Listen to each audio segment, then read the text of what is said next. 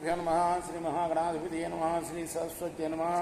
భక్తులారా, వాల్మీకి మహర్షి రచించిన శ్రీమద్ రామాయణం యథాతథంగా చెప్పుకున్నాం. ప్రతి శ్లోకం దాని అర్థం ఇందులో భాగంగా నేటి వరకు మనం బాల అయోధ్యారణ్య కిష్కింద సుందర యుద్ధకాండలు పూర్తి చేశాం.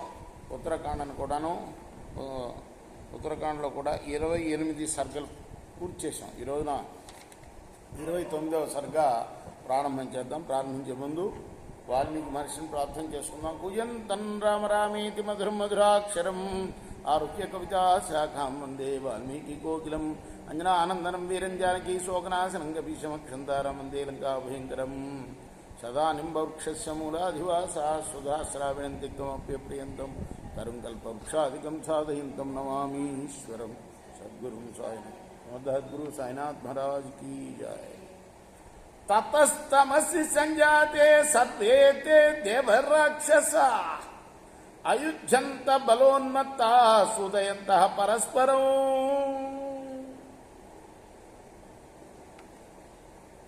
చీకటి ఆవరించిన ఆ సమయంలో దేవతలు రాక్షసులు బలం చేత ఉన్మత్తులై ఒకరినొకరు చంపుకుంటూ యుద్ధం చేశారు.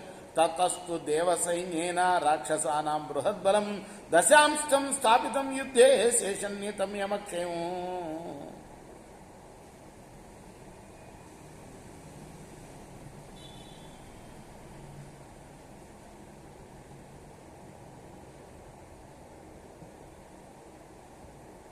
రాక్షస సైన్యంలో మొత్తంలో 10వ వంతు మాత్రమే మిగిలారట ఆ యుద్ధంలో.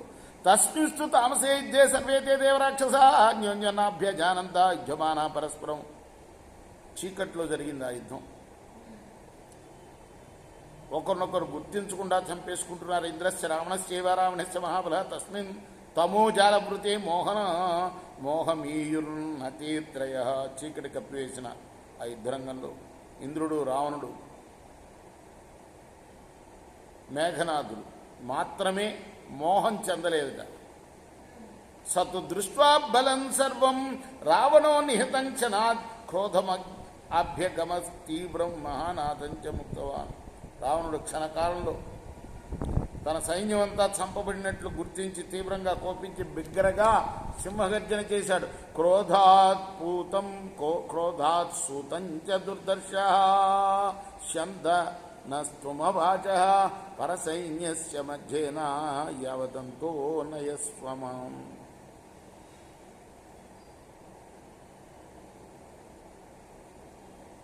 ఎదిరింపశక్యం కాని ఆ రావణుడు రథంలో ఉన్న సారథ్యం అన్నాడు, శత్రువులు పూర్తిగా నశించే వరకు నన్ను వాళ్ళ మధ్య నుండి మాత్రము తీసుకుని వెళ్ళొద్దు.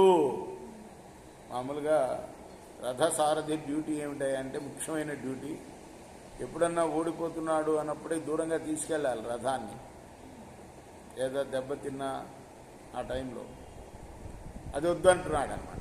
అద్యైవ త్రిదశాన్ సర్వాన్ విక్రమై సమరే స్వయం నానా శాస్త్ర మహాసాయై నయామి యమసాధనం. నేను ఇప్పుడే స్వయంగా దేవతలందరినీ కూడా నా పరాక్రమం చేత చంపేసేస్తాను, యమలోకానికి పంపుతాను. అహమింద్రమధిషామి ధనుదం వరుణం యమం త్రిదశాని నిహత్యాసు స్వయం స్థాస్యామ్యధోపరి.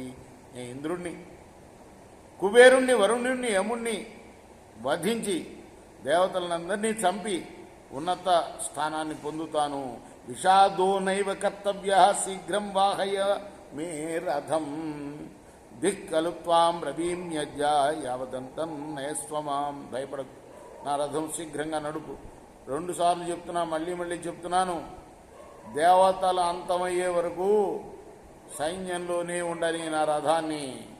అయం నందనోద్దేశో ఎత్ర వత్తామహే భయం నయమా మధ్య తత్ర త్వముదయో ఎత్ర పర్వత.